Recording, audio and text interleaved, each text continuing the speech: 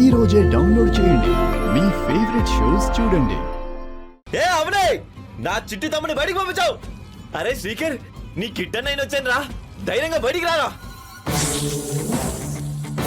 రే శ్రీకర్, రారా బయటికి, నేను చూసుకుంటాను ఏమైనా.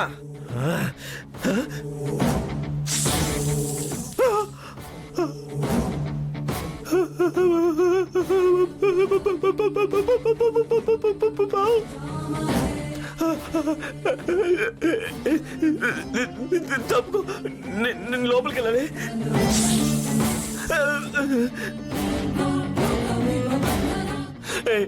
ఎందుకు బుస కొడతావు? మరిద్దరు ఫ్రెండ్స్ అయిపోదా? I'm Krishna, what is your name?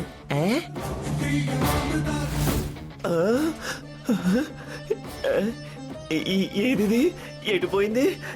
పాము ఇక్కడ ఉండాలిగా, ఇక్కడే ఉండాలి.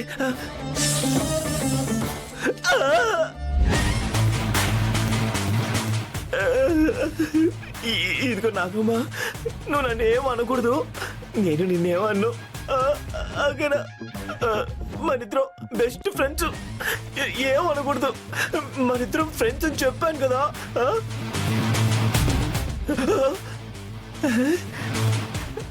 మళ్ళీ ఎటు వెళ్ళిపోయింది?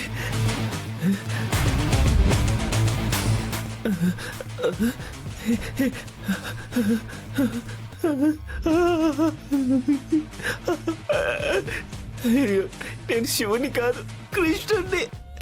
నా దగ్గరికి ఎందుకు వచ్చా? నన్ను వదిలే తల్లి. బుద్ధి బుద్ధి కట్టితే ఇక్కడికి వచ్చాను.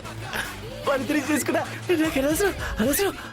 నేను రానిక, నన్ను ప్లీజ్ తల్లి, నన్ను వదిలే. కావాలంటే నీ చేతులు పట్టుకుంటా. అయ్యో చేతులు లేవుగా. నీ కాళ్ళు పట్టుకున్నా. అయ్యో కాళ్ళు కూడా లేవుగా. ప్లీజ్ అమ్మా, వెళ్ళిపో, మళ్ళీ మాయమైపో.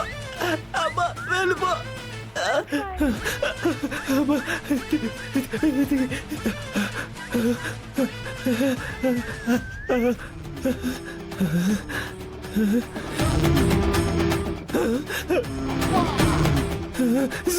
సారీ, తడిచిపోయింది. లగెత్తురా కిట్టుగా.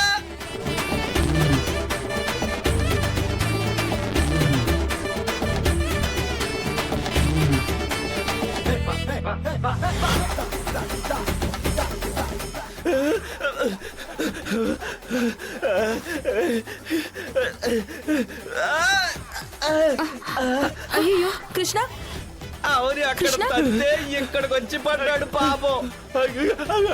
ఏమైంది కృష్ణ? ఏమైంది? ఎందుకే కంగారు? ఏంటి చెమటలు? ఏమైందో చెప్పరా. ఇదిగో అవని చాలా పకడ్బందీగా ప్లాన్ చేసుకుని ఉంది. మనం ఎవ్వరం ఇంట్లోకి వెళ్లకుండా గుమ్మ ముందు నాగమ్మని కాపలా పెట్టుకుంది. నిజమా? నిజమ్మ గారు, నాకైతే క్లియర్ గా సినిమా చూపించింది. అయ్య బాబోయ్, నాకు ఈ రాత్రి నిద్ర పడదు. రగులుతుంది మగలిపోదా. ఆ బుస్ ఆ బుస్. రాయ్ ఆపో, ఈ టైంలో పాటలు కావాలా నీకు? శ్రీకర్ విషయంలో చాలా అనుమానాలు వచ్చేసాయి, వెంటనే క్లియర్ చేసుకోవాలి. అప్పుడు శ్రీకర్ పరిస్థితి ఏంటో, తెల్లారేసరికి ఎలా మారిపోయి వస్తాడో అసలు ఏం అర్థం కావడం లేదు. బిడ్డ బాగా భయపడిపోయినట్టున్నాడు. తీసుకెళ్లి దుప్పడు కప్పి పడుకోబెట్టు. ఏదో ఒక రూపంలో ఆ శ్రీకర్ గారిని ఎలాగైనా బయటికి తీసుకొస్తాను. చింత చచ్చినా పులుపు చావలేదంటే ఇదే.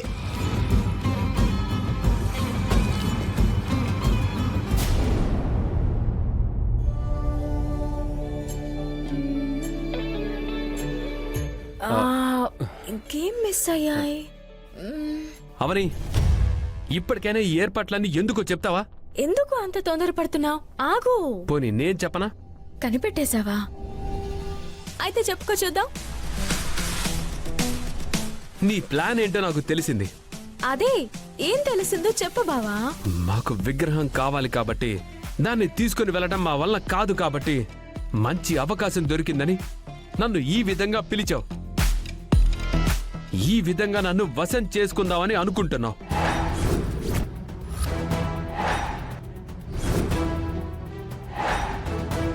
భార్యాభర్తలుగా మనం దూరంగా ఉంటున్నాం. మన మధ్య వ్యక్తిగతమైన సంసార జీవితం లేదు. అందుకే ఇప్పుడు నన్ను సొంతం చేసుకుందామని అనుకుంటున్నావు. సుజాత గారిని, అర్చనని ఇంటి నుంచి బయటికి పంపించి ఇంత నీచంగా ప్లాన్ చేస్తావని అనుకోలేదు. నువ్వు ఇటువంటి తెలివితేటల్ని చూపించాల్సిన అవసరం లేదు. ఇప్పుడు నీకేం కావాలి? నాతో స్పెండ్ చేయాలి, అంతే కదా? పద, నీ ఆశ తీరుస్తాను. రా. వదలు బావా.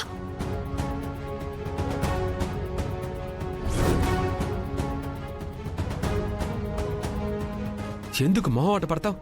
పద. రేపు నా నిశ్చితార్థం పెట్టుకుని ముందు రోజు నన్ను నీవాణ్ణి చేసుకుందామనే కదా ఇదంతా చేశావు. రా, నన్ను నేను సమర్పించుకుంటాను. ఇంకాపుతావా నీ అర్థం లేని మాటలు?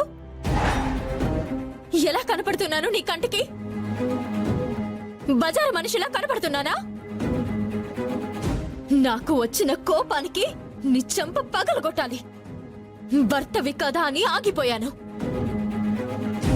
నిన్ను వశం చేసుకోవాల్సిన అవసరం నాకు లేదు. అటువంటి విద్యలు ప్రదర్శించవలసిన అవసరమూ లేదు. నీ అంతట నువ్వు మారి రావాలి. నువ్వు మనస్ఫూర్తిగా అంగీకరించి రావాలి. నీ కుటుంబం అంతా వచ్చి నా కాళ్ళు పట్టి బ్రతిమలాడి నన్ను తీసుకుని వెళ్ళాలి. అక్షయ మన కూతురే అని అందరూ నిజం అంగీకరించి చంపలు వేసుకుని తీసుకువెళ్ళాలి. అదే నేను కోరుకునేది. అంతేకాని నువ్వనుకునేంత చెడు బుద్ధి నాకు లేదు. మరి ఇవన్నీ ఎందుకు? ఇందులో ఏం తప్పు కనిపించింది నీకు? శోభనం గదిలో ఏర్పాటు చేసినట్టు ఎందుకు ఈ ఏర్పాట్లన్నీ? ఇవి శోభనం గదిలో మాత్రమే ఉంటాయా? పడక గదికి ఇటువంటివి సొంతమా? పూజ దగ్గర పళ్ళుండవా? అమ్మవారి ముందు స్వీట్లుండవా? దైవ కార్యంలో పువ్వులు అగరబత్తులు ఉండవా? ఆ దృష్టితో ఎందుకు చూడలేకపోతున్నావు? చెడు దృష్టితో ఎందుకు చూస్తున్నావు? నేను నీ మనసుని గెలుచుకోవాలని ప్రయత్నిస్తున్నాను. నీ శరీరాన్ని గెలుచుకోవాలనే కోరిక నాకు లేదు. నీతో కలిసి జీవితాన్ని పంచుకోవాలని ఆశపడుతున్నాను. దేహాలని పంచుకోవాలని కాదు. నీతో కలిసి పూజలో పక్కన కూర్చోవాలని ఈ ఏర్పాట్లన్నీ చేసుకున్నాను. పడక గదిలో పక్కని పంచుకోవాలని కాదు.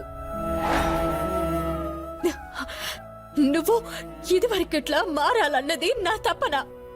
అందుకే నా బాధని, నా భారాన్ని అమ్మవారి మీద వేశాను.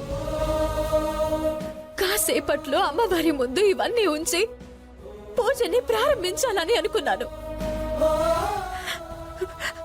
అంతకు మించి నాకు ఇంకే దురుద్దేశము లేదు.